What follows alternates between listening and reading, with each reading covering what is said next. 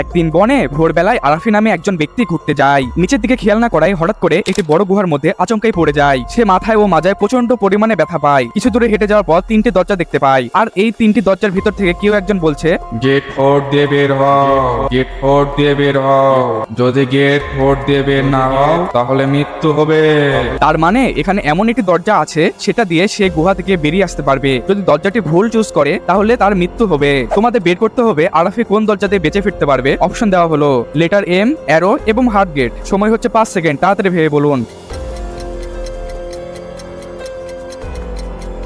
আপনার সময় শেষ। যারা আনসারটি বের করতে পেরেছো তারা এই ভিডিওতে একটি লাইক দিয়ে সঠিক আনসারটি কমেন্টে জানিয়ে দাও। আর যারা পারোনি সাবস্ক্রাইব করে রাখো, কারণ নেক্সট ভিডিওতে আমি এমন একটি ধাঁধা নিয়ে আসবো যা দেখলে আপনি অবাক হয়ে যাবেন। এখানে সঠিক আনসারটি হলো 2 নম্বর গেটটি, কারণ 3টি গেটের ভিতর থেকে বলছিল 4 নম্বর গেটটি বেছে নিতে। আর দেখো 2 নম্বর গেটের অ্যারো এর মাঝেই 4 নম্বরটি লুকিয়ে আছে। তার মানে আরাফি এই গেট দিয়ে বেঁচে ফিরতে পারবে।